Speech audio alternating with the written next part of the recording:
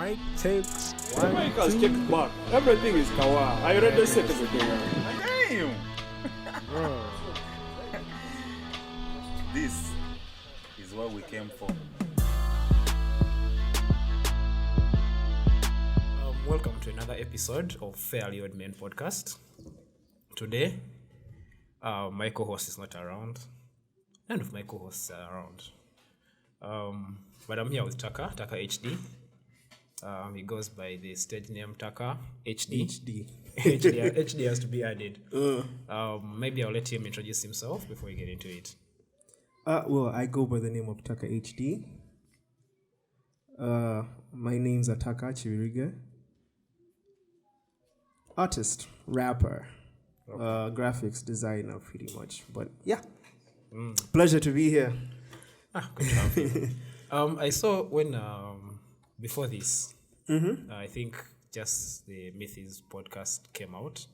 Yes. The episode with the Mythis podcast, and I saw like in the description of the episode, graphics designer, and I was like, okay. Then I remembered you told me you actually do those videos of yours.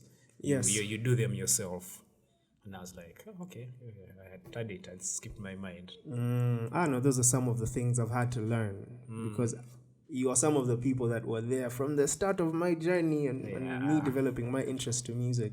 But it's one of those careers where people don't give you all the details. Yeah. It's just as you grow, you're like, okay, I can rap, but now I need to make a song for radio.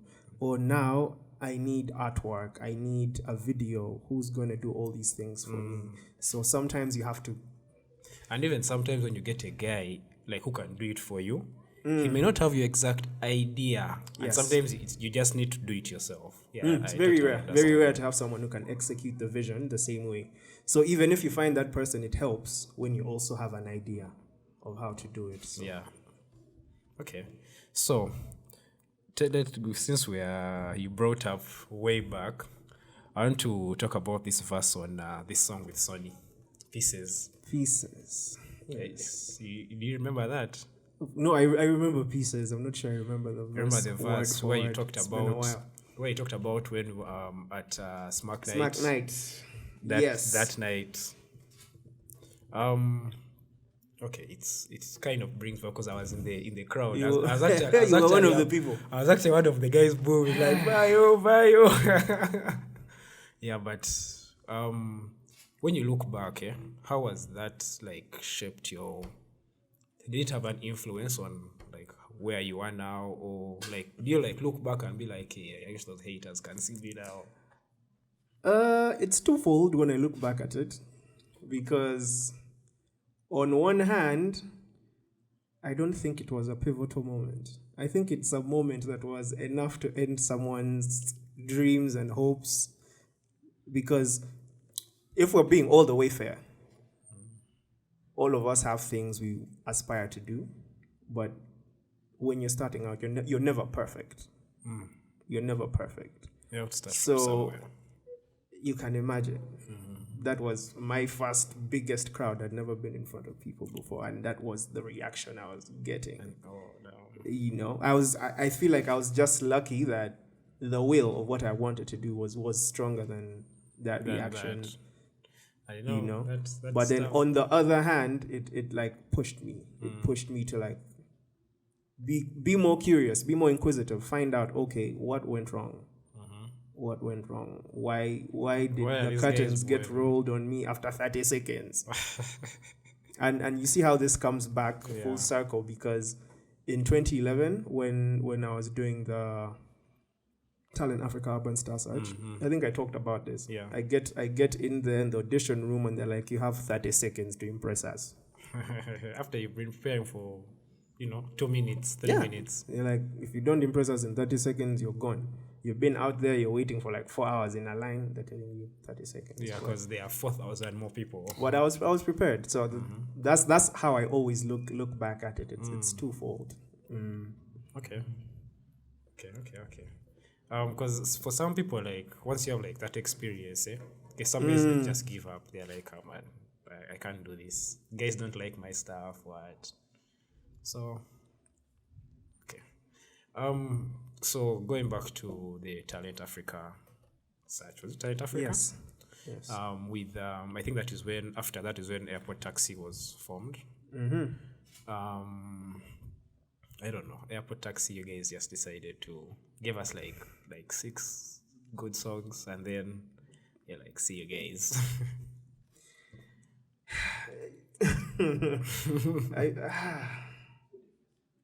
But you see, I enjoy having these conversations with the artists on one end, but then with people like you who are not so involved in the entertainment industry. There is so much we have had to learn. There's so much we have had to learn. At that point, people were saying, "Oh, Airport Taxi, Camp Mula," putting us side by side. You know what is weird is, I think I know like 1 or 2 Camp Mula songs. You know more. I probably know more, don't but know I them don't by know that name. it's Camp Mula. Yes. Yeah, because I don't know, at that time I wasn't really following them so much. Yeah. That's but what did I was you saying guys is- felt the pressure, like they're comparing us to Camp Mula? I didn't feel any pressure because, one, for me, like I always saw us as different people. I always saw us as different artists, both content-wise and hunger-wise. I feel like what was similar between us was the fact that we were both young, kind of the same age group, making music for the same age group, but like talent-wise, I don't think they were a match for us. What they had on us and what people didn't know and don't want to accept was they had the machine behind them. They had a team behind them. And by the time Foss was still figuring out our way. I remember Airport Taxi, I was still at campus. Yeah. And that was a very hard time for me, man. So because you're like, you have a performance on Friday night, you have a lecture. paper on Saturday. morning. And no one is going to No one is going to actually recognize that. For them, they will say there was Taka around. Guys will be like, Taka Fox, Taka did what? And you're like, oh, Taka is flanking. But no one does what? Thing. So for me, that whole process, just not to cut you off, but like that whole process is like that Airport Taxi bit was a learning curve of all the things you actually need.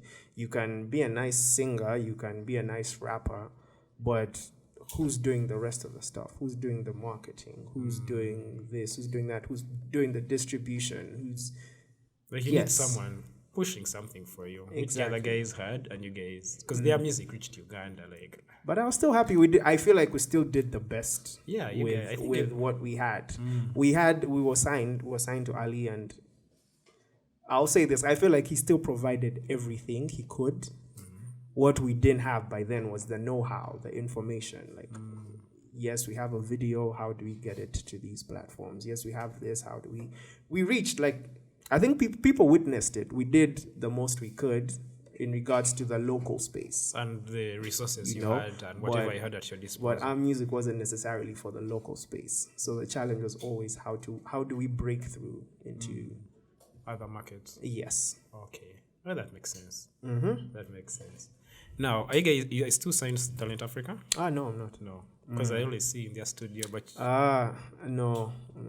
Okay. So that's just another blessing that happened. Yeah, you have access to that. Yes, we have a pretty nice working relationship, but I'm not signed there anymore. When you leave. Very important not to. Yeah, very important not to. Okay, now let's talk about your first mixtape, the high definition mixtape. How did was it like just because you were rapping on like beats? Yes.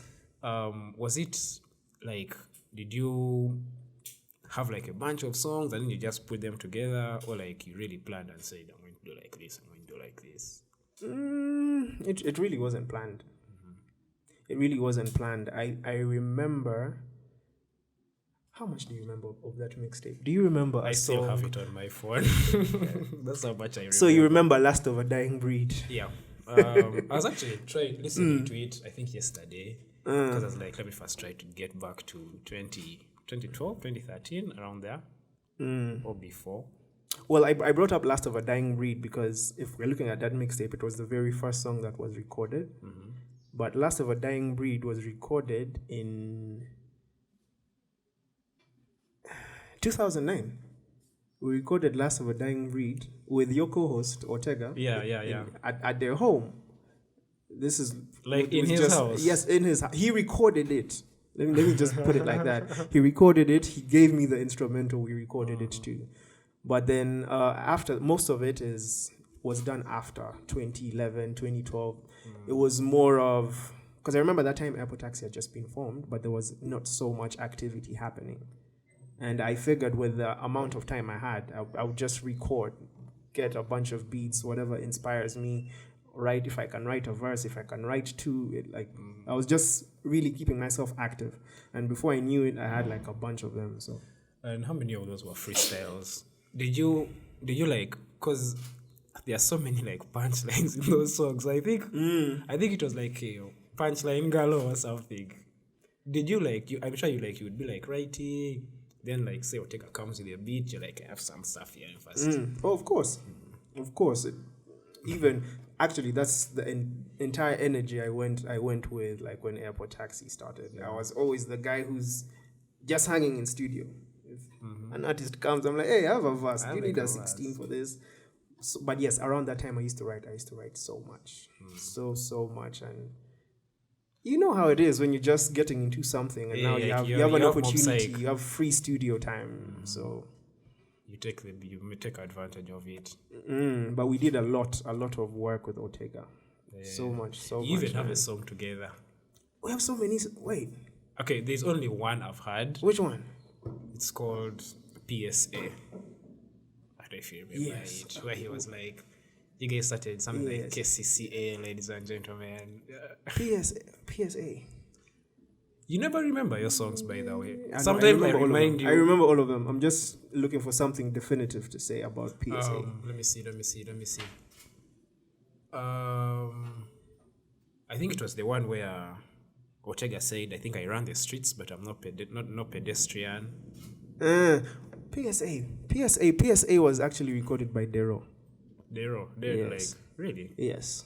So, it's actually good to be having like a bunch of friends who have different skills and stuff. They can actually help with that stuff, yeah?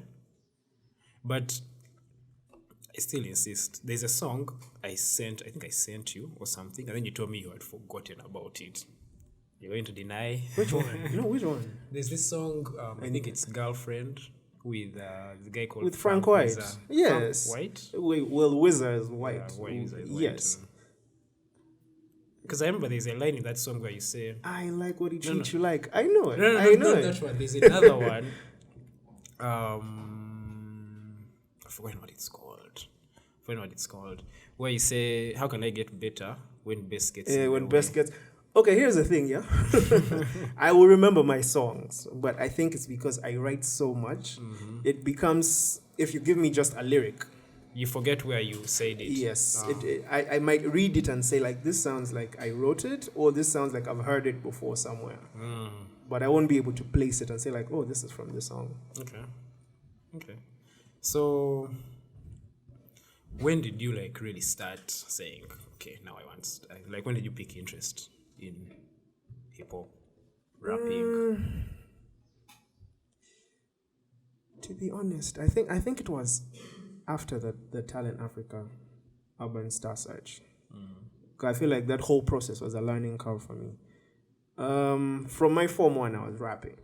And I remember when I started feeling confident enough to start rapping in Form 1, the Zulus started like, why is he rapping all those 50 Cent songs word for word? Why is he rapping all those Lil Wayne songs? Like, that's not normal. But I never really paid attention to it. Like, this is something like I want to do. Then Form 3 is when we started like when you know performing at those functions and whatever. But even then, it wasn't like I want to do this. It was like a hobby, like something you do. Something I could do like better than the others. Even Marcos, I was there for my A-level, but it didn't really strike me like that until I went to the Urban Star Search. And I go there are like 300 kids. And then they're supposed to pick 32 from out 300. Of the 300. That's that like day. a 10th, yeah. That day. I don't want to and go. And then you enter, the guy shows you have 30 seconds. You're like, oh, God. I go there and they select me. That's when I was like, I started to get a bit curious. Yeah, like And then from then on, I think that was like March. The initial stage was in March. Then from March to like June, July, they started like breaking us down from 32 to 16 to 8. There were like stages, but that's when I would get to meet like Anavio or the Myth, and like, you're now rubbing shoulders with the big those, boys. Yeah, with those stages, there would be judges, but those stages were held like in a studio kind of setting. So like we'd get there, they give us the same beat, like 16 guys, and like go home, right, come back tomorrow. You're going to rap in front of these guys. And then those guys would be the ones to say, that guy, this guy. Exactly. So when I started getting their opinions, and something that worked to my advantage as well.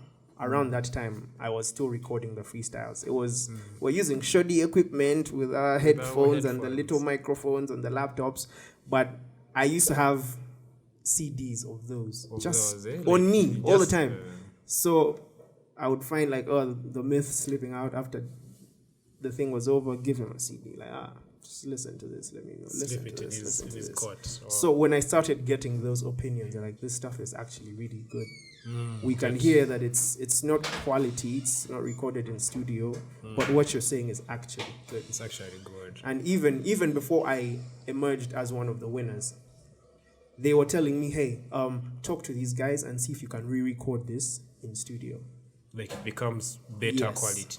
So that's when I was like, this stuff is actually good. It's like now you start getting confident in yourself. Okay. So that's around the time, 2011, that's when I was like, okay, I can actually do this, yeah. That's good. I don't know, it's come a long way. It's now almost 10 years. Almost. It is 10 years. It is 10 years, actually. Yeah, it's more than. It's more than 10. Yeah. Okay. So, I don't know, when I listen like most of your songs, it seems, do you sometimes like draw inspiration from your personal life? Or maybe, because I guess get inspiration from all kinds of places. But how often do you get inspiration like from your really, really personal life? I'm going to give you an example. Lily. Lily and addiction. Who broke your heart, Taka? Yeah. Where do I start? Yes, I do get inspiration from my personal life. And I feel like that's another stage of growth. Because back then I was just a punchline guy. Yeah. I would punchline people to death. I'd make sure if there's 16 bars, every bar is a punchline. And I noticed like sometimes I wasn't even telling a story. Like it's just too much. People were telling me like, I'm trying to listen to you, but I have to pause every time because you're saying something, and I'm like, and then I have to listen to that line, and I'm like, But then as I grew, I learned like, okay, there's this other side I want to explore. There's this other facet I want to add to my skill set. So you spoke about Lily. Lily, yes, it's a personal song. Like I can't run away from that. The only thing I can say is it was tricky for me to release, and like by the time I released Lily, I'd had it for like about 4 years. I'd kept it for about 4 years, and we were having this conversation with Benny because I was putting together a track list for something, and I put Lily on there, but I'm like, I don't like this song. I've had it for so long. It's become boring to me. Like even the stuff I'm singing about, like I don't feel like this anymore. And Benny told me one thing. He's like, what? You don't like this song? But people will like it. No, he didn't even say that. He's like, if you don't like it, just release it. If you don't like it, just release it. It gets out of your way and you do other things. Right. I released Lily and I go do interviews, and the first question everyone is asking is like, so this is on a project, right? I'm like, But it's a nice song. I don't know. I don't know why you don't like it. Is it because of the memories it brings back, or? No, it was. It. I just felt like it had aged. It's not even about the memories coming back. I just wasn't in that space Like it's anymore. for long ago. Yes, I wasn't in that space anymore, and it's a trick with artists because like you have to be in the zone when you're pushing something. You have to like fully believe in it. But how do you push it when you're like, yeah, in the song you're heartbroken, but in reality the heartbreak was like 4 years ago, and now you're good, and now your current is asking you was going What's on. that's going on? But yeah, Lily, Addiction. Yeah, that's all from the personal experience. And with time, I've learned to enjoy making those songs more. It's actually now easier for me. Yeah, even me actually. I actually enjoy more of those songs. Mm. These like the punchline songs, the freestyles, the what. Like you can listen to them, but when you're just feeling like hyped, like you want to listen to your boy like killing it. There's a time, for it. But these other songs, like the sound is like better. Because I remember even when I was at campus, I had a neighbor. He was a DJ. Okay, yeah, he's a DJ, and even back then he was a DJ. Who's that? So he's called Mawa. I don't think you know him. He's a lawyer. Okay. But so Mawa I would be playing Taka Airport Taxi like in my room, and then the guy is coming like, why is it these fake niggas? Like, why are you making these fake guys? I'm like, well, these guys are dope. These guys are dope. That like eventually I just realized maybe we just like a different sound. Yeah. But because even him, he really likes like Ugandan music. He can be like, I'll listen to this guy. He's always like posting on his status, even up to now, and like telling me I've listened to this guy, I've listened to this guy. Then you listen to the song, and that guy is actually dope. And you're like, oh, okay, who's this guy? So he likes that stuff. So I would tell like, I've listened to Taka, I've listened to Airport Taxi. The guy's like, oh, those guys are fake. And I'm like, but I now like realize like some guys just like different stuff. Oh yeah. But then now when you started these songs, where like the production is really good, you're rhyming, but there's a story. There's a like story someone behind can it. follow, and maybe like imagine something. Sometimes it may even be relating to their own life. You never know. Like, and I think that is, I could see that, yeah, there's growth. Yeah? And I was like, yeah, Taka is not doing something dope. Then the other song, I remember you even bet me 50k. Serena. You told me if you find out what this song is about. Who was that song about? Why are you bringing this up here? You're not supposed to do this here. Okay. The person who inspired Serena requested to remain anonymous. Yeah, you told me that, And but out of respect, I'll keep it anonymous. Yeah, that's understandable. That's understandable. But yeah, also Serena was a personal, inspired by like personal events that were happening around me. Yeah. And just so you guys know, up to now, I've still not it. I'm still focusing your 50k by the way. Because you had bet me 50k that if you find out who this song is about, and I failed. Because you couldn't. Yeah, Like, there's listen, no like- way you can. Like, how would you find out? I think there are only two people who know. Who know? Who actually You and know. the person it's about. No, I think there's someone else, but yeah. Okay. Just enjoy the song for what it is. All right. Let me see. Recently, okay, you know, like how most of the songs you are making say were about, let's say a girl or just like bragging, but recently you've started kind of, I'm not saying you are, but a bit political. Is that I don't know, it's subtle, like a bit. When you say a bit political, like give me one song. Okay. Like, let me say this song with Benny with Blixxack. Energy good. Energy good, Energy check good. bad. You know, those lines. Like, I feel like as an artist, you have to like say something, or it's just how you felt at the time? I think that pressure is actually very wrong. When people say I have to you're an speak out. artist, you're a public figure, so you have to say something. No, you don't. Yeah, you don't have to say. Like, celebrities are not your heroes. They're not heroes. Yeah. But then with the political thing, I feel like that element has always been there. It's always like being bits and pieces. Like if you go all the way back, because now I have, if you're talking about me being political, there is. You remember the "Don't Kill My Vibe" refix? The younger, Yeah. I feel like now that's Okay, yeah, there's one that. where I like really went the other side. But other than that, there's always been like political bits here and there in my music. And Yeah. I feel like it's just right. It's just where my mind is at the moment. I might not Like, you're paying attention I to might what's not going on. make a thread, or I might not, make an entire song about it, but I'll just say like, hey, it's there and it's a fact because I'm putting it in my music. So it's like And people know the that political you're seeing it. discussions will be had on another platform. You know, Right. just highlight that this is actually there. Okay. So you're with Benny Black. You guys, it's like on a competition these days. No, you're not. Okay, kind of like a friendly competition. Because I notice every time like he drops, you also drop. Every time like I think this year you've done 2 songs. Have you done 2?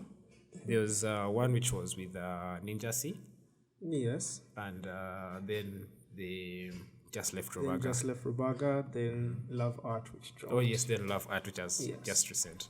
So, is there like kind of friendly competition? Do you guys like push yourselves and stuff, or just coincidence?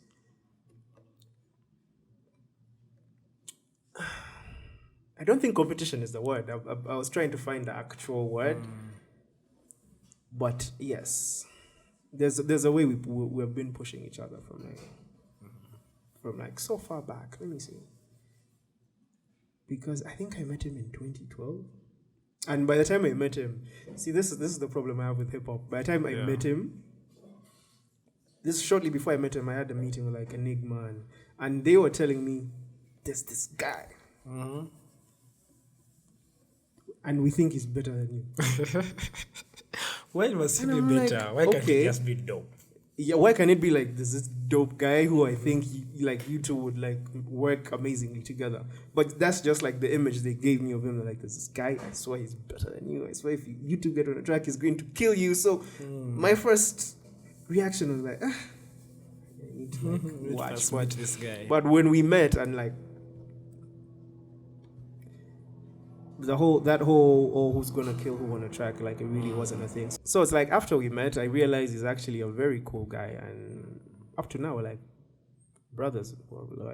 So it's like the competition might be there, but it's more so.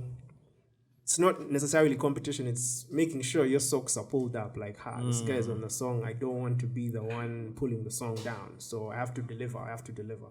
Yes. And you guys make good music together, man. There's it's just like that song was just Energy Good. It's Energy Good. Energy Chick good, Bad. chick bad. Yes. That song is so good, man. It's a very nice song. It's a nice song. Thank you. Yeah, it's a very nice Those, song. I feel like those are some of the songs we're unsure about. So like there's a formula. So it's like throw it out there. See, like see I what was people saying, think. Like how like someone does a verse and you feel like it relates to you. Like when he Yes. said when he's like, there's no drink in my house. I left the borders and thing for the boys. I just be smoking that loud. That's how I cancel That's how I the noise. cancel the And, like, noise. I could fuck with that line. Like I was like, yo, this guy is spitting. So, and then like you listen to the song and you're like, oh yeah. So you just end up playing it again and again. Like for me it works for Yes. me. Guys like, you're very rebounding that song. You're like, chill, I like this song. That's been one of our greatest challenges, at least for me. That's when I am able to say like, yes, now there's growth. Because I've always wanted to do that. Like where it's like people got through that phase as a rapper. Or They as now me, know you can rap. I've gotten through that phase, and the first one was like being able to rap. I remember like there was a time when I was still in school, when I was still at Smack, I think. The inspirations, I think I'll tell you, like Busta Rhymes. I used to like know those Busta Rhymes verses and whatever. So that was very evident in my flows when I first started. But then after a while, like I got bored of it. I'm like, okay, now I can rap fast. Now I need to actually say stuff that people can hear and say, oh, you said this on this song. Because I noticed so many Ugandans do that to English rappers. Like, oh, he raps, he has nice English. Nice I'm like, what is he saying? Sure. So now, like, let me actually say things. Let me incorporate Uganda and what's happening in Uganda. Let me have Ugandan punchlines and talk about things happening so people can relate. And then when I got that to the side, now it became, okay, like, how do you get a song that's like on the radio, or no, not even on the radio, but just something with replay value, that it's just the song itself, where it doesn't matter whether you're singing or you're rapping, it just feels good because everything is put together nicely. So when a song like Energy Good gets a review from you and like from several other people, that makes me happy. That lets me know there's progress. Like, is Chai one of those songs? Yes. Chai. Yes. When I listen to Chai, I feel like it's kind of like because you're talking about a chick, right? Yes. And Chai is black, Chai is hot. I caught so many strays from some, but I wonder why that's a thing. I was being attacked. They were like, this is. Who was saying you're being attacked? Some chicks were like, couldn't he find anything else to describe a chick other than Chai Mukalu? I'm like, stick with me here. It's a metaphor. Like, go with it. Don't take it for what it is. They're like, oh, milk. Oh, I was like, that's weird. Because from when I listen to Chai, you're like Chai Mukalu, melanin popping like Chai Mukalu. Like, they were like, this is. They were like, I picked like the bottom tier of everything black, and I called the chick that. But first of all, Chai Mukalu is not bottom tier. Chai Mukalu is. I've had a hangover, and you need Chai Mukalu. No, listen, that's why I was telling them. Like, I enjoy it. Yeah. So you might have your opinion, but I'm singing about. Yeah, I'm saying about. I mean, if according to me, I see a chick and I'm like, this chick makes me feel like I'm drinking Chai Mukalu. It was all love, though. Me. Like what? Yeah, I know it what made me be at peace was that there are people who embraced it. So I was like, okay, then there it's really opinion based, because if like more than half of the people have a problem with it, then there you're like, maybe there's something. Yeah, but it was actually a very fun song for me. Those are the songs I remember very well and that are very important to me, because on Chai, I'm rapping and I'm singing in both Luganda and English. I don't know if that has ever been done before here. And it might go unsaid, but when I think back, I'm like, this is actually... like, this is something new that you're bringing, eh? I don't know. I'll have to check and see. You may say you're the first start. I'm pretty sure I'm the first. Okay. Rapping and singing. Okay. Okay. I might have to reconsider that, because I don't even have to go far back. I just thought about it. I'm like, J-Watts can do that. Yes. J-Watts does that as well. But like, it was important to me because it was the first time I did it myself. And it came out really well, because that song was, you'd see it on radio. It's like, Chai, like. And then there's another song with Keko. Mudala. Yes. That was another song that really played a lot on radio. How was it like working with Keko? I think it was... I'm just taking in the moment, because I feel like that was one of the most affirming moments of my life. Because I got that beat. I was the first person to get the beat from Ethan. And I had that beat for like 2 months. And I couldn't write a single word. Writer's block. I was block. like, this beat is so good. Not even writer's block. Like, I had that thing. It's like, this is just an example. Like, when you grow up, like, if you're a Jay-Z fan, there's some Jay-Z fans who are like, if you tell them you're doing a freestyle to a Jay-Z beat, they're like, you've already messed up. Leave it. Like, this was a Kendrick fan, and you're telling them I'm doing a freestyle to a Kendrick. They're like, will you manage? My guy, just leave it. So that's how I felt about that Ethan beat. It was like really, really good. But then eventually I was able to write something, wrote it down, left it in studio. So they told me Keiko and JB are coming in like in 2 days to record their stuff. Your verse is already there, so you don't even need to show up. I'm like, okay. But then I was like, but Keiko is going to be there. Keiko's going to be there. This is Keiko at her peak. I'm like, no. Let me just be in the room. Be in the room. So I get there. They're late. They're like 2 hours late. So it's like someone who's excited. I'm now like pissed. My phone is running out of battery. I'm like, what is going on? And then JB comes. He's like, I haven't written my verse. I'm like, guys, what's happening here? JB comes like, I haven't written my verse. They're like, okay, cool. Finish up. Keiko comes. He's like, I also haven't written my verse. And I am getting angry. I'm getting frustrated because I'm like, I thought this was, these are the people I aspire to be and everything. But then that was also a blessing in disguise because Keiko starts writing her verse while talking to us. Meanwhile, like we're in conversation here on the side. She's like, right? So she's telling us, she's had a long day, she just had a long day. So she was going through that with us, with Ethan. Ethan was there, JB was there. And then in the meantime, she says something that stuck. She starts talking about like just people minding their business. And she's like, Fakum Dalago. I wish I could tell someone that right now. Yeah. Right? So someone hints, I think it was JB or Ethan, they're like, I think that should be the MO for the song. Like, let's just keep that. Right? And then we just let it pass. But then that stuck with me. So while Keiko was writing her verse, JB's writing his verse, I'm like, your verse is not even related to... my verse was just energy. Like, it could fit anywhere. I was like, if JB and Keiko are on this song, I just have to kill it regardless of what they're talking about. But then while they're writing, I start drafting up like a hook. I'm like, okay, if Keiko wants to center the chorus around this, because general consensus was like, let Keiko do the chorus. She can sing, she has a nice voice. So I start writing something, but in my mind, I'm like, I'm going to give it, I'm writing for Keiko, I'm going to give this to her. And when I gave it to her, she's like, what's this? I'm like, this is the chorus. I've been trying to write, according to like the direction you gave me. She's like, first sing it. I go through it. She's not giving me a reaction. I'm like, okay. So it's trash.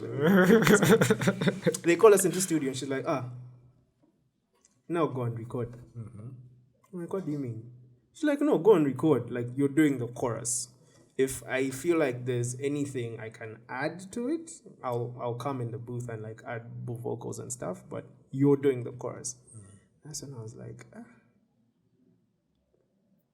Big it was a shock. It was like, it was a proper mindfuck, but then that gave me the confidence to know that, okay, I'm not a singer. I don't even trust my singing, but there's something in there. So I should try and do it more often. And I feel like, again, for Keiko to tell me, no, you go and do the chorus, me, I'll be in the background for something she was supposed to do, was very huge for me. And after that, I started feeling more confident. And more confident to sing even. Yes. I started singing a bit more after that, I remember. Okay. Sometimes you listen like these songs and you feel like maybe these guys like put in days of work. I know. That sometimes, and that's I think what is interesting about the creative, all that. That sometimes a guy can just wake up and something clicks, and that's it. So, legends. They did it on the spot, man. Me, I had to go back home and first do push-ups.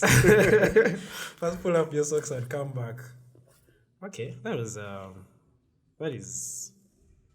interesting. Shout out Keiko, shout out JV, shout out Ethan. So which other, big names have you worked with that, you, let me say, had an influence on you? And also that maybe their way of working, like, just blew your mind away. I feel like there's so many. There are many, but like each worked in its own way. One I would recall happened just recently. I happened to feature on the Myths album, his last album called The Ugandan. Very nice song. And I don't know if I should divulge this information. I don't know if I should divulge this information. But I feel like with that song, let me say it like this. It was the same process as when I did Welcome to KLA with Benny. Because actually, I was going to ask, we talked about with some guy, your Luganda verses. Like, guys like, which one did you really kill it? And he's like, welcome to Clay. The guys are like, I'm like, they are both dope, but, So that's a process I'm trying to challenge myself with. Because when I approached both songs, I'm approaching them like this. These are both, when you look at Benny Blixxack and you look at The Myth, these are two respected English rappers. They do what they do. They get busy. No one doubts that. But then when you're getting on a song with them, And it's not okay. Welcome to KLA was on my project, so it's my Yes. song. It's yours. But initially, it was Benny's song. Okay. He came up with a concept, but then it's like when you're approaching such songs. At least for me as a rapper, my concern is okay. We're both going to rap well. But then how do I stand out? What am I going to do that I know the Myth won't do, that I know Benny won't do? And like one of those things is go to Luganda and actually like do it right. And both songs are very scary for me to do in Luganda because it's like I'm taking a gamble here. These are people who don't miss in English. They're going to get every bar must count. So even for you, every Luganda bar must count. That's and like count. I haven't written that much in Luganda to say, oh, I'm now 100% comfortable with it. It always takes a while to sink in compared to the Or English. you just add like one color in. Yeah. But like I feel like that's one area where I've learned that if you're making a song, it's not a cipher. If it's a cipher, everyone is just trying to. But if it's even with a cipher, because it's like you're 8 rappers, how do you stand out? How do you do what the other rapper won't do? So it's like that approach. I've had to learn how to approach things differently. There's another song. Oh my God, there's another song I recorded with. I need to find that song with Big Chill and GNL. What? And I think Martha Smalls. This is what the other guy was saying. I think it was Bo on that intro. Why are you amazing? No. This wasn't my song. It was this was a song we did as a collective. It was a project for some big names, and they shelved their songs, and I can't release it. I'll be arrested. But yes, now you say they are denying us. GNL, Big Trill, and Martha Smalls. And you. Who else was on there? Yeah, I think that was a lineup. And let me guess. I guess GNL is coming with his Loga flow. Yes, of You've course. listened to the song, I'm guessing. Yes, I had it at some point and I lost it. Okay. I had it at some. I'm guessing GNL is coming with his Loga flow. Did you rap in Luganda, English? No. By then I did English. No, English. Big Trill, of course, coming in with his lines. Yes. And then Martha with the. Martha on the hook. Very dope song. So you guys are here keeping songs instead of bringing out and we enjoy. Hopefully one day you guys get to hear it, but it was one of those songs that it was a proper project song. NDAs were signed, those things. So I'm not even sure. I'm not sure I'm supposed to. No, I will excuse you guys from any of this, but hopefully that song gets released one day. Hopefully, because we will want to listen to it. I will leak it. That was what here, I'm guessing. I'm guessing it was you leak it. Yeah, you better leak it. SoundCloud user 49867. Yeah, with the catalog there, we don't profile pick no what, and he has one song. That was a while back. That must have been like 2015, 2016, around there. Okay. And did you get to meet like GNL and at that time when you were recording the song, or it was these things where the guy said? No. I used to meet. The last time I met GNL was at Radio City. I had gone there to premiere Samandari. That's a nice song. I had gone there to premiere Samandari. And of course, we're in the same room, so he's telling me how he feels about the song. But then, and this is not a slight to anyone, just as artists, we have this thing where we're like cordial. We're like, oh, this is dope. But then, I kid you not, like, for like the next 4 or 5 months, GNL would hit me up and be like, yo, I'm blasting some low. Like, I'm like, wait, that's so random because for us hip hop heads, you don't expect GNL to be bumping someone that is like, no, what you guys did on this is I know I told you that song was dope. I even told you to send me the instrumental. I made it my ringtone for a while. Oh yes. Until they stole my phone and I lost all that. Yeah. But that song is actually good because I think the time you released it, I was up country doing field work, and I don't know, like I was just tired of the songs I had on my phone at that time. So I was, then I saw, I think it was you posted about it. Then I go and check it out, and I'm like, damn, this song is dope. I said, listen to it. And I told him, man, this song is nice. Because I like the way it starts, but I think it's when it's starting, you say, she got that summer body, that summer. So I didn't want that sound to play like when my phone is ringing, because actually in a meeting or anything, it's like summer body. So I just film me the instrumental. Okay. And then, I think I even set up the instrumental on my PC. It's a nice song. Had so many moments. Another one, Lillian Babazi, Blue 3 or former Blue 3, I don't know. She was very important in helping me like pick my name. Taka HD. Okay, Taka is already your name, but Yes, because I was going by another name. what was your former? What was it was fake. Next time you have Ortega on here, ask him. I think he'll tell you. I'll ask you. But during the final stages when I met Lillian, she was like, I don't like your artist name. And she was very blunt, and it was crazy because at first I'm like, yeah, okay, fine, you don't like it, but who do you think you are? Tell me. But then after a while, I'm like, she's like, your name is Taka. Like, go with that. Like, I don't know. And so my idea was like, put some sauce on it a bit, make it stand out, because the Takas and the Chris Takas so it's like, how do I make it different? But she was very pivotal on that decision. So Okay. it's another thing people might not know. 5 things you didn't know about Taka. His name was selected by Lillian Mbabazi. Not selected, okay, like coined. Yeah, pretty much. She told me like, you have a unique name, go with it. Yeah. Like, just don't stray too much. Just be around there. Okay. So Vroom, was it something that you planned like for a while, or again you just had a bunch of unreleased songs and you're like, let me put something out there?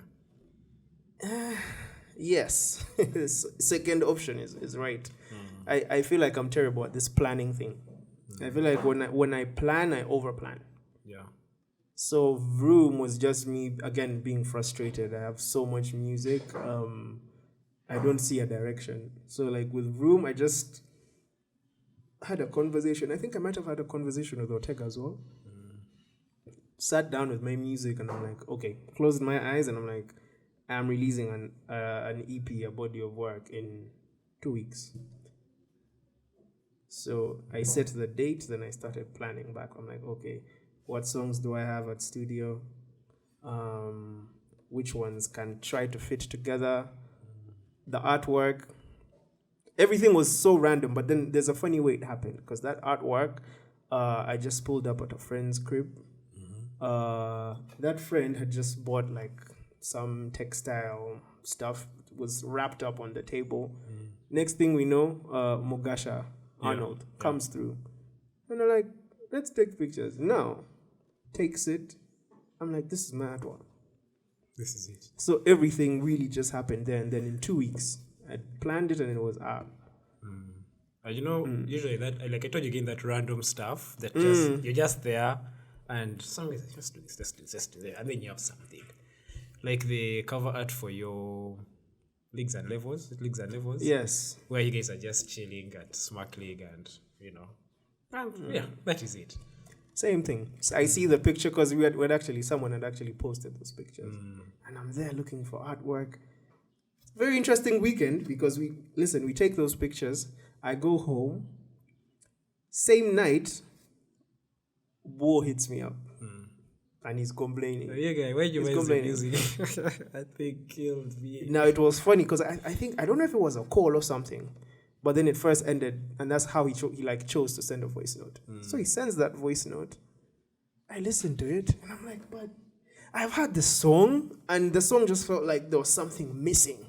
And you're like, this is it. I'm like, this is it. Monday, I go to my Twitter. There's that photo. I'm like, this is the artwork. I think, and that Tuesday, or like I think the Tuesday after the song was out. The song was out, and just like that, and that's a very nice song. Okay. What did I want to ask next? There's there's a,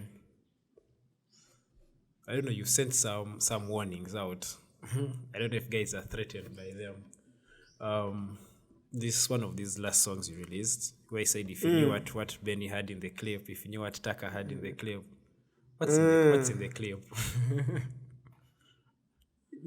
What's in the pipeline? Like, There's really nothing in the clip as just such. staring, eh? I'm not going to leak anything here, but I just feel like the music we're making now gives me that kind of confidence to speak like that.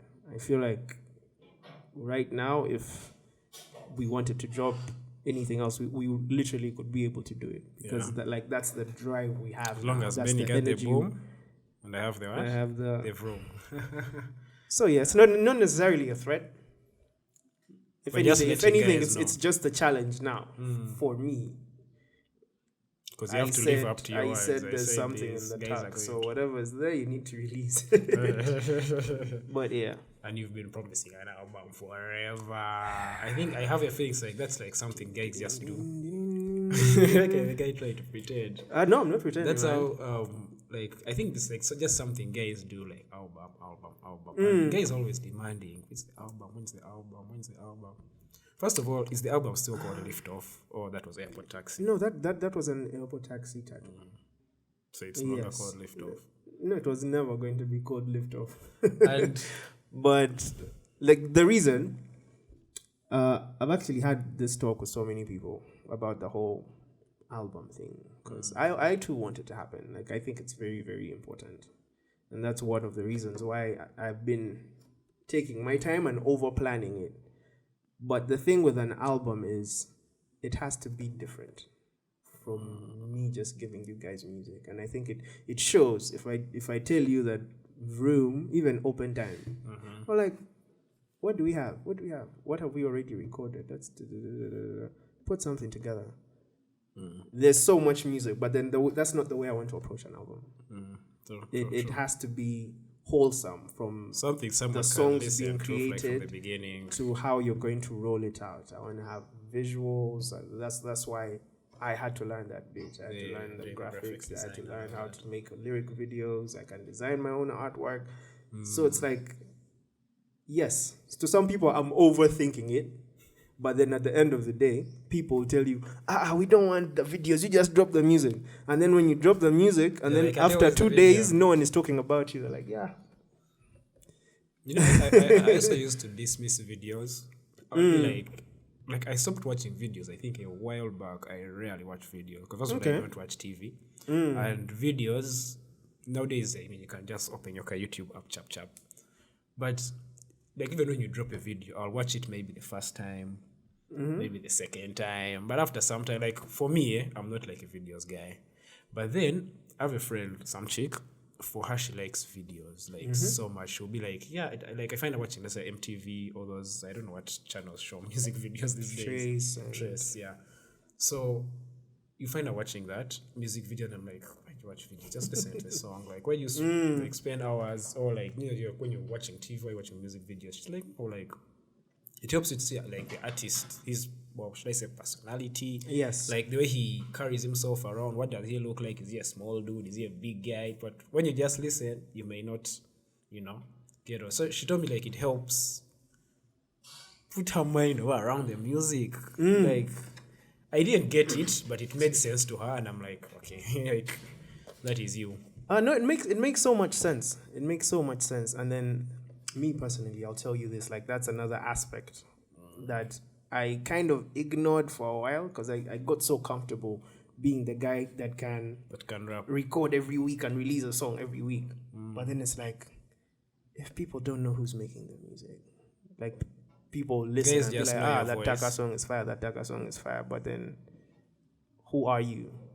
It took me a while to do like photo shoots and have like proper media photos, and then that's really important for your image, for you to be out there. So the visual aspect is also part of that. If you're a musician, you have to be on the radios or the streaming platforms, but you have to be on TV and you have to like do the shows so that people engage with the music in that other format. It's not only just listening. Yeah. Okay, I get it. Now, There's this line on one of the songs on the Taka Tuesdays. This is the Compilation, compilation, yeah. The song where you said, my homeboy is having a second child.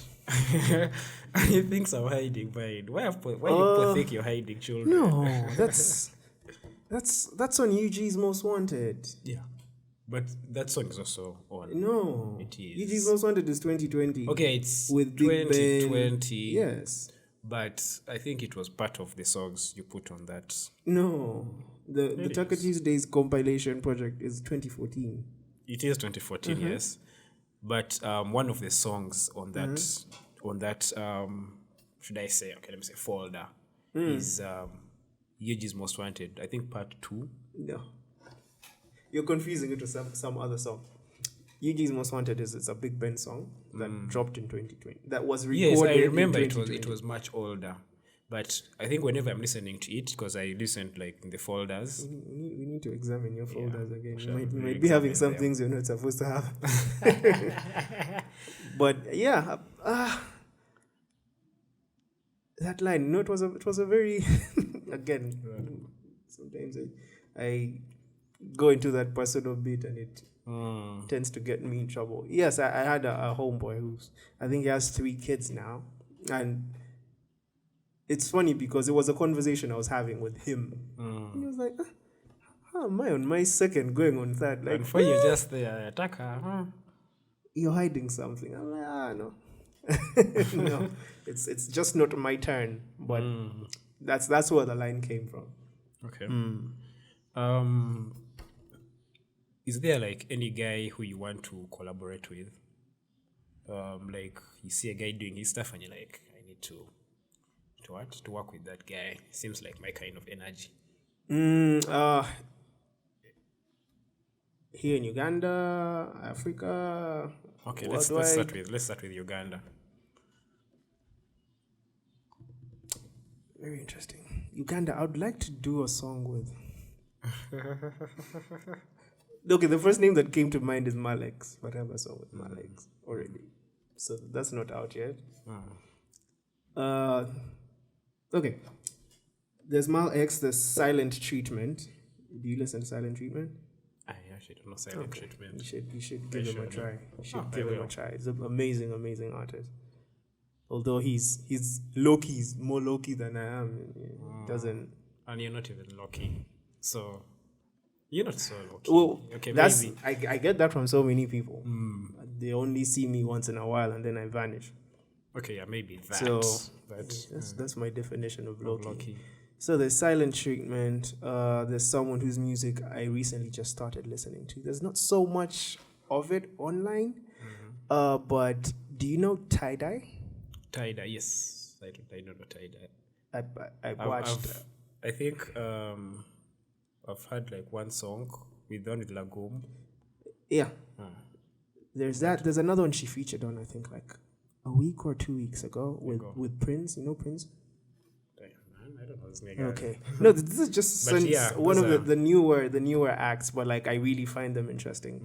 And I think I need to check them out because Hey, I'll hook you up. But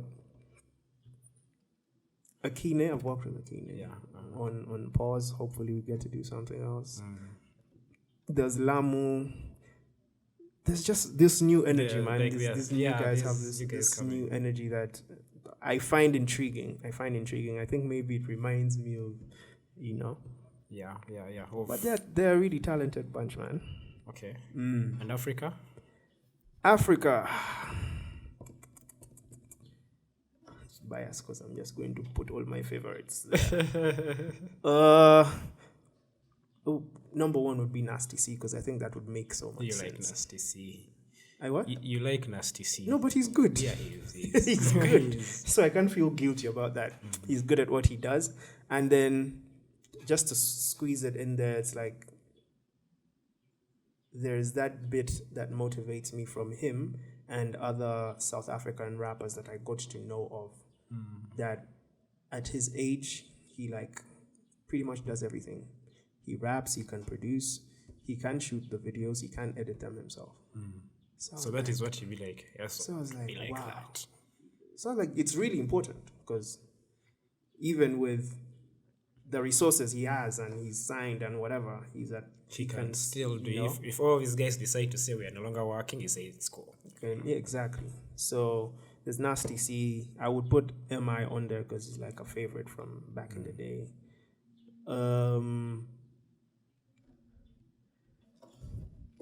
I'll put a newer act on there. Buju. I like Buju. There's something about Buju's music. There's something about Buju's music that It's just it's just a vibe on its own. Like like it regardless. just makes you yeah. happy. Like it puts you in a good mood. Yeah, that's what I can remember offhand. Yeah. Okay. And okay, beyond Africa now. Beyond Africa. I'm heavy on UK music. I remember there was on Julie. Is it Julie? There was there was a song I think. Then you told me I think a guy it was like a competition or something. Yes, Haley of Western the group, and then on Vroom, I worked with a UK artist / DJ for On That. Yes. Just Geo, yeah. Talked to him and he sent me this dope grime beat. So I did that. I'm curious to work with UK. I feel like even I wouldn't when you go international, I pay more attention to the UK scene than the American scene. I feel like there are more amazing things happening in the UK scene. Now for me, like UK rap, I don't think I know any guy from UK. Like zero. You don't know Skepta? Most of the you don't know Chipmunk? You don't know Stormzy? I know them. Exactly. Like I know them. What I mean, but like I don't know them is I'm not like paying so much attention to their music. Because actually recently I've stopped listening to American like music a lot. Except maybe the old music that I used to listen to then. These days I listen to a lot of Ugandan songs, which is okay, it's a bit good, but also it's a bit limiting yourself because you need to listen to what other guys are doing. So yeah. UK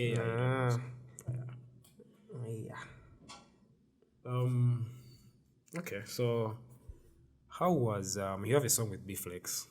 Yes, Pambana. Benji is actually a very good friend of mine. I've known him since I think like Form 2. So when I saw Blixxack Stack HD, I'm like, okay, press play. So what was it like? So why are you lying on your own podcast? Why? Why are you lying on your own platform? You've decided mean to lying? spread lies. That's what. Because as far as I remember, you were very instrumental in making No, I remember. Yes, I told you that. Have you heard of a guy called Blixxack? Remember? Yes, I remember. And then even when I was talking to Benji, he would tell me, "Man, I like Taka. Taka is a very good rapper." And all that. I was like, "You guys should work together." But I don't think I put you guys in touch. Did I? You actually did, and I feel like you were very important. I'm not going to say I did it because I knew you, but you were very important in just the two of us actually getting to know each other. Because one, I know you wouldn't stand behind something that's, you know. But by the time you mentioned him, I didn't listen to so much of his music. Because I remember, I think I asked you about him when he had just released. There's a thing, one for the books, when you told me the song you liked with. Yes. You told me there's a song you liked on there. Yes. And I was like, oh yeah, he has other songs, and so I don't know if you checked him out or what. No, I did, but I feel like that was pivotal. Like that's all I remember. Like this happened solely because you reached out, and you're like, oh no, this is the guy. You guys can chop it up. I'll leave the artist stuff to you guys, but I think you guys can make something dope together. So okay. So what was it like working with him? He told me he didn't meet you like before the song was done. Yeah, our timelines were very off. They were off, and I think by then he was trying to release it quickly. So I told him, no, I'm at studio here at Talent Africa. I can just record and send it to you, so you don't have to worry about now like booking a session or whatever, and us having to be there at the same time. Yeah. I was like, we can do that later. We can meet later and talk about the song, but the most important thing is you getting like the verse. Yeah. Okay. But it worked out. It worked out really well. Because he sent me the song, and I saw Blixxack. I think it's Blixxack featuring Takashi. Yes, it was his song, yeah. Yeah, Blixxack and Takashi, and I'm like, okay, that's what I've been waiting for. And he sent it when I wasn't like in Uganda. I was in some country. So I think our timelines were different. So I received it when I was just like coming back in the evening. And I think we're 5 hours, where I was, were 5 hours ahead. So it was around 8:30. So I think the site was about 3. So when he sent it, then I'm like, let me first shower. He sent it, and it was a good song. It was a good song. Although I told him, man, Taka took you to school. I know, I had to. You had to. I had to. It's like, I think you could. Well, I was going to say I think you can tell when I'm in love with the song, because I'll try to like do so much. You can like, feel the energy so even little. as you rap. It's like even as I'm rapping, I wish the whole song was mine. I wish I could keep going. So it was one of those songs that was interesting, and I always go back to those songs where it's like I can sing and then rap and then just flows, like it's effortless. So yeah, it was one of those. Okay. He told me it's going to be on his album, the one we're talking about. Yeah. So dope. yeah, so you'll see it there.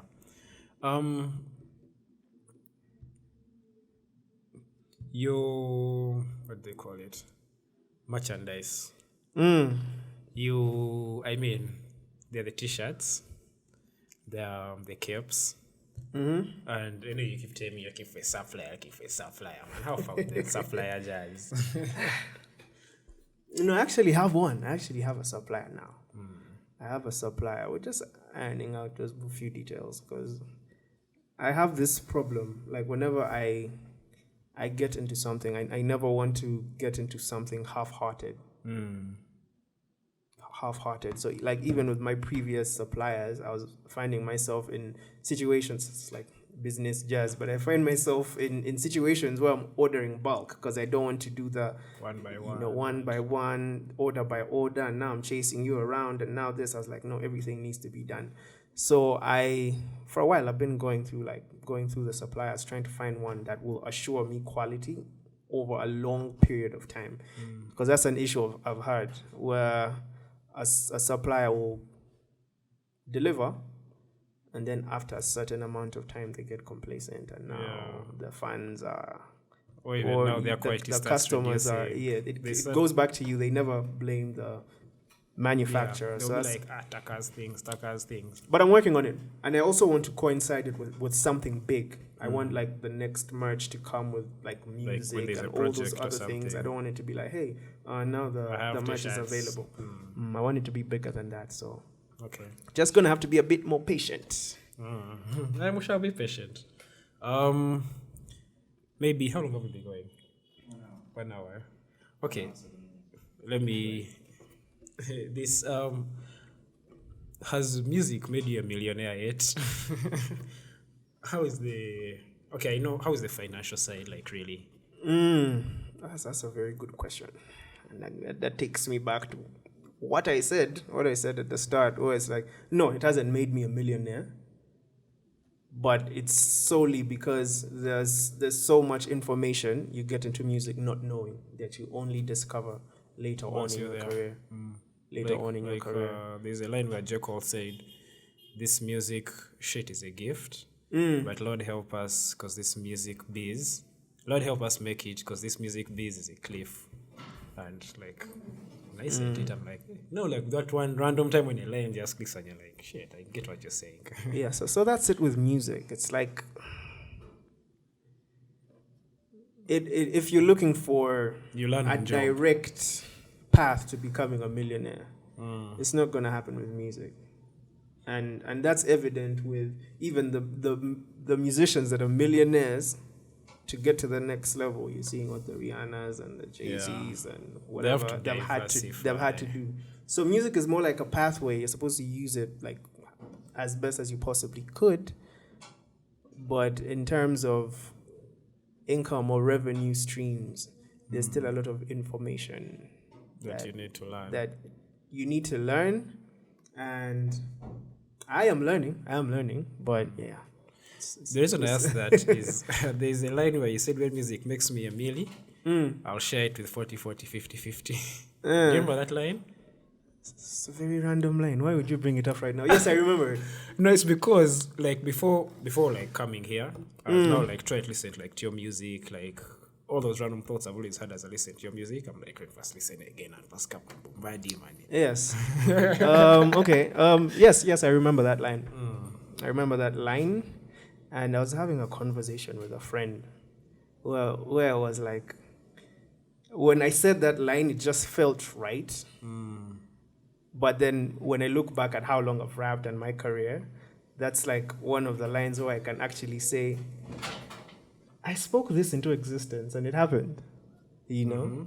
So it's really not much, because even like the sum I said, like it really wasn't much. But then for me, it's a placeholder in time that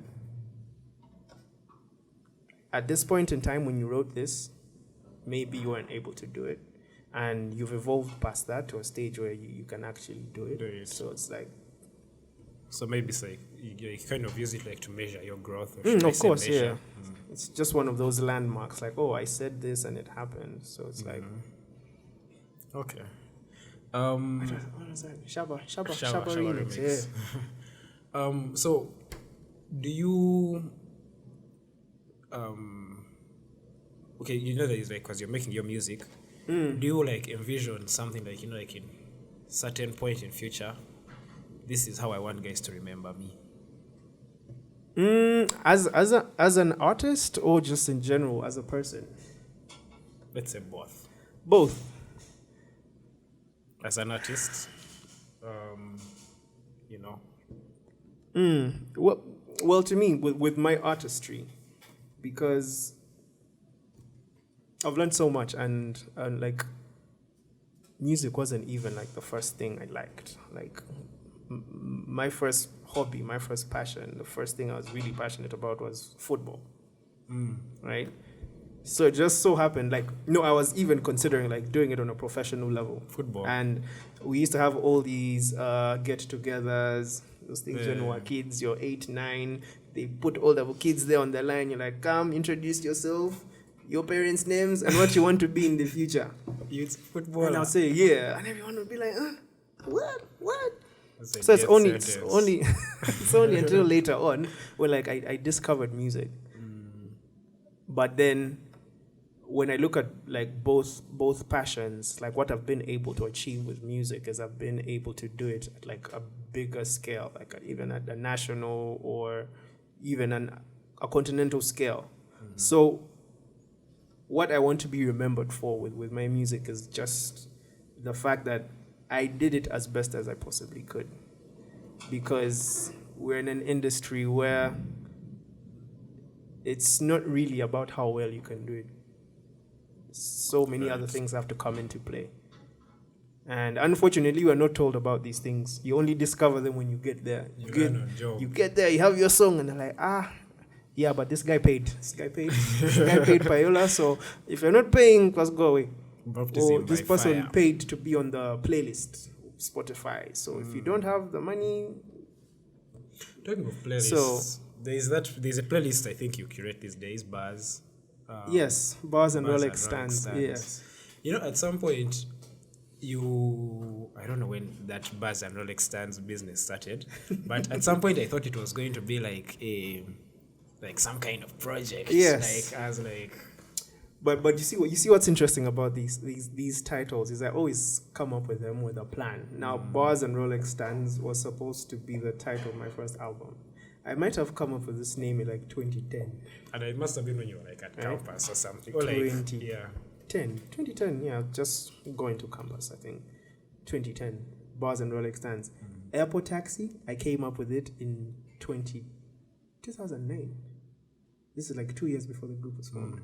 Airport Taxi. Yes. Why? That's okay. This is too much information. No. Okay.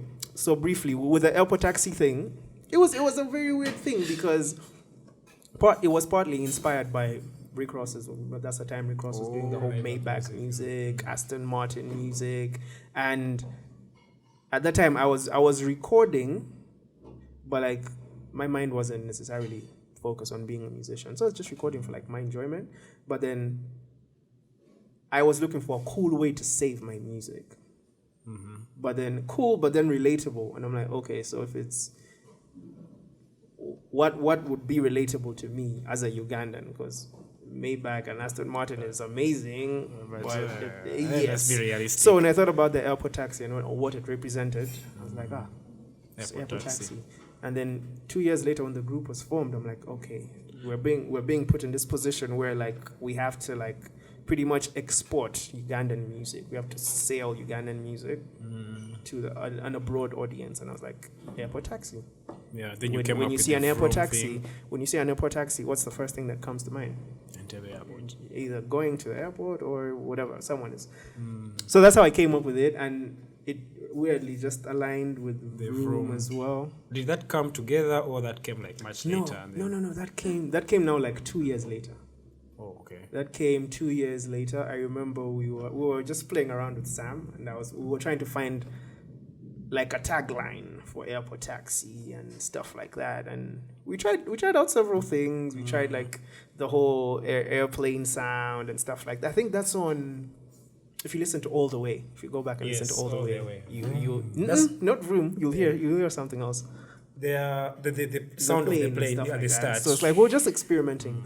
Vroom, I think I came up with Vroom on Burn. That's the first time I used Vroom ever. And then it just stuck. Like it was just appropriate. Yeah. Just From that appropriate. it just stuck and it just worked.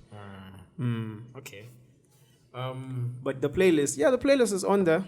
I pretty much just share new music I find and I like. Because I be seeing you post the time we had a lot of nasty sears like nigga. Okay, there were like 2 songs, but out of 10, like. but you see how your line, because the structure doesn't allow for there to be 2 nasty. First, I thought you do the songs yourself. I do the songs myself, but the structure only allows for 2 Taka HD songs. I'm the only one who can have 2 songs on that playlist, and I can only have 2 because there are 10. I do 2 songs that are mine, 2 new Ugandan songs that I've heard, then 2 Africa-wide songs, 2 UK songs, and 2 American songs. Yeah, that's the structure. That means I wasn't seeing real. I wasn't seeing right.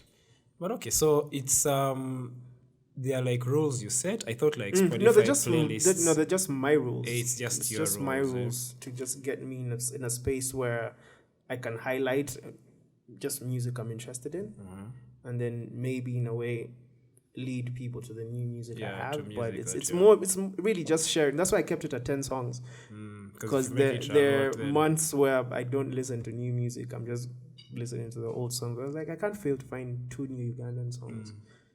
Put them on there, see what people think about them.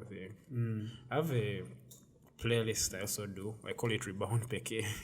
Oh yes, I remember. Because I have like in any period of time there are always those songs that you're just listening to. So I keep putting songs Rebound Peke, and I started calling it Rebound Peke again when I was up country, because I was listening to I was up country for a long period. I think it was 2 months. So there were songs that every time I would come back to my room, I would like just play them. Like I have no time like to select a playlist. So I would just play those same songs every day, like in the morning before I go out to work, in the evening when I come back and I just want to rest. So I was like, these songs I rebound all the time. So I'm going to rebound these songs Peke, like, so I just call it Rebound Peke. And up to now I still, make changes to it. Yeah. So football. I see you like at Smack League. I see the way you play, like you have skill, man. Like you're not a hustler like the rest of us.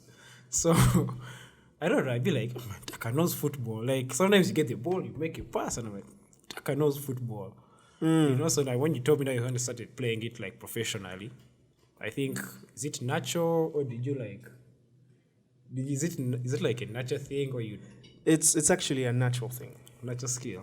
And even when I say natural, I'm not even going to like claim responsibility for it, because I got to find out later on. Like, I think when did I find out? Like later on in my life that you can actually play football. It's in the family. It's like in the family, like to my grandfather, to my great grandfather. My grandfather, he met the Kabaka He met the Kawaka because of like football. Like, and there's a picture in the living room. Like he takes so much pride, even like starts telling lies about goals he scored and stuff like that. But like it's a really proud moment for him, and like the way I see the look on his face. He's an Arsenal fan, unfortunately, but I see the passion in his face when he speaks about it. So I'm like, that's where I get it from. From a young age, I was football. Like you could just see it in you that you can play football. Okay, that is.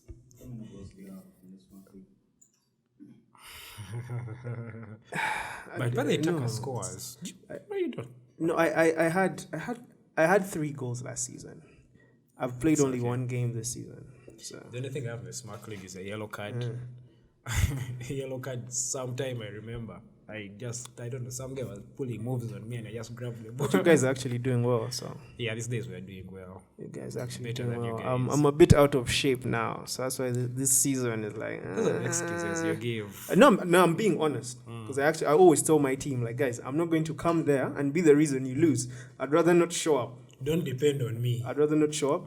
When I'm in a state that I feel like I can contribute, I'll come. And then even then I'll tell you guys, 20 minutes. And I'm out.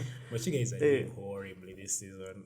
How many? No, we're not. You've won like. We've won 2. We've won 2. Out of. I think we've won 2, drawn 2. Wait. This was what? Match day 6 or match day 5? This was, I think, match day 6. I think it was 5. Match day 5. Because if it was 5, then we've won 2, drawn 1, and lost 2. I think something Lost like that. 2, drawn 1, lost 2. That's okay. That's with, I think, won 3, lost 1, drawn 1. So, but the Smart League is also, because I think each team plays once. So when you lose, or when you win, like there's a big difference between, like it creates a real, like if you lose, you have to drop on the table by force. If you win, there's a chance that you climb.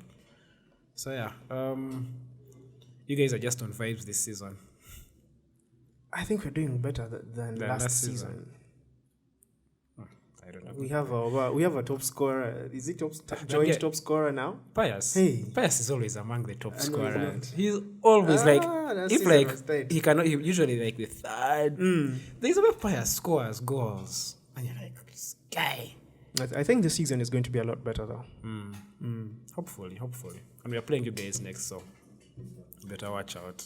Because I'm also coming back from injury, so I don't have excuses that I'm not fit. It will end in tears. Kawa, we shall see. I don't know. Do we still have stuff to talk about? I don't know. I can't think of anything. Maybe another time. Sure, man. Yeah, maybe another time. I'm an avid supporter of this platform. I have fought for it to come back, and I'm very glad that I've been trying to bring you here. I think you said like as an idea, like I was like I should talk to Taka to come. But I think I didn't tell you. Yeah, you probably I think I didn't. didn't tell you. Then when I told you, I was supposed to come the other week. Then I tell what.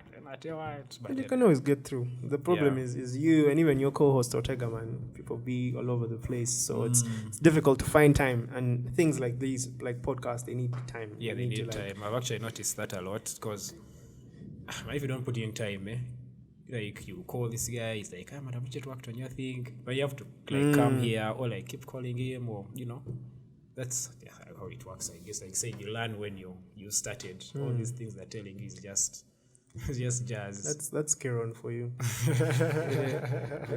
And serious. That's serious guy. Now Karen is actually serious. You guys you're hating on him. Okay. Thank you. Huh? Which shot? Is this how you frustrate the fans?